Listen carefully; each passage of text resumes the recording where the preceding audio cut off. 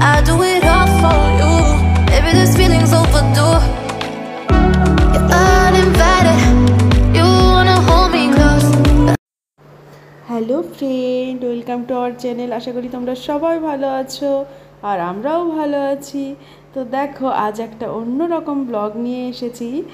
তো আম তো শেষের দিকে, তো ওই জন্য ভাবছি যে আর আম প্রায় সবই পেকে গেছে।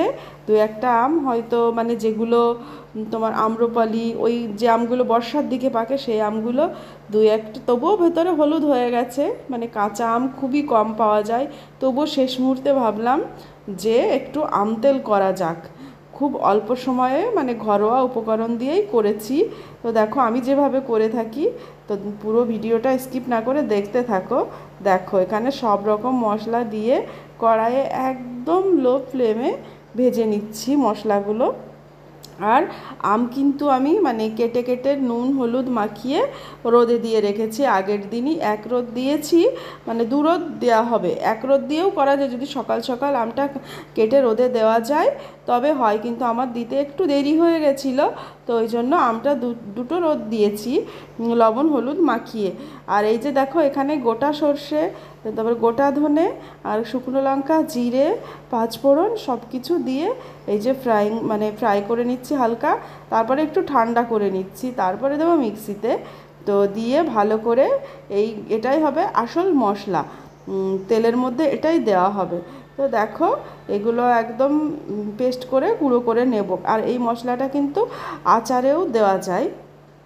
তো আমি আচারও করেছি, কিন্তু আচারের মধ্যে এর মধ্যে অনেকগুলো স্কিপ করেছি কারণ সর্ষেটা দিইনি আচারে, কিন্তু এটা যেহেতু আম তেল ওই জন্য আমি সর্ষেটা দিয়েছি। অনেকে না চাইলে নাও দিতে পারো, কিন্তু টেস্টটা একটু অন্যরকম হয়, এক একজন এক এক রকমের করো, তো এটা হচ্ছে আমি করে থাকি। তো যাই হোক, তো চলো এই দেখো পেস্টটা করে নিচ্ছি। আর ছাদে কিন্তু মানে ছাদে আগের দিনই দিয়ে রেখেছিলাম তেল আর আম, মানে তেলটা আলাদাভাবে গরম করতে দিয়েছিলাম, আম তেল করবো জেনে আমি মানে প্রায় 3-4 দিন ধরে সর্ষের তেল দিয়েই করেছি। তো ওই তেলটা কিন্তু আগে থেকেই মানে রোদে দিয়ে রেখেছিলাম, 2-3 রোদ খেয়েছে তেলটায়। আর আমি যে তেলটা দিয়ে করেছি ওটা কিন্তু একদম খাঁটি সর্ষের তেল, ওটা মানে বাড়ির সর্ষের মানে একদম পিওর খাঁটি ঘানি ভাঙানো যে তেলটা হয়। আর যাদের নেই তারা কেনা তেলেও করতে পারো। তো বাজারে অনেক রকম প্রোডাক্টের ভালো ভালো তেল পাওয়া যায়, সেগুলো দিয়ে কিন্তু করতে পারো। এই যে দেখো, তো এই যে একদম পিওর সর্ষের তেল, এটা খাঁটি।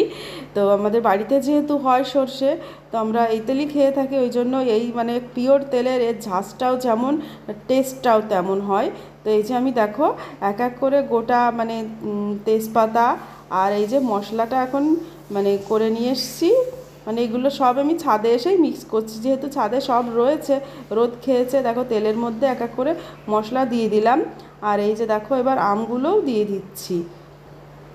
আর আমি প্রথম দিনে আমি কিন্তু লবণ মেশাইনি, কারণ পরের দিনে মিশিয়েছি, কারণ প্রথম দিন যদি দুটো রোদ দিয়েছি যেহেতু, প্রথম দিনে দিলে মানে সারা রাত তো আর রোদ হয় না, মানে জল লবণ দিলে আম থেকে জল ছেড়ে দেয়, সেটা মানে আম তেলকে আমের আচারের পক্ষে মোটেও ভালো হবে না। তো ওই জন্য পরের দিন যেদিন করব সেদিন হালকা লবণ মাখিয়ে নিয়েছিলাম, আর তেলের মধ্যেও কিন্তু পরে লবণ অ্যাড করেছি।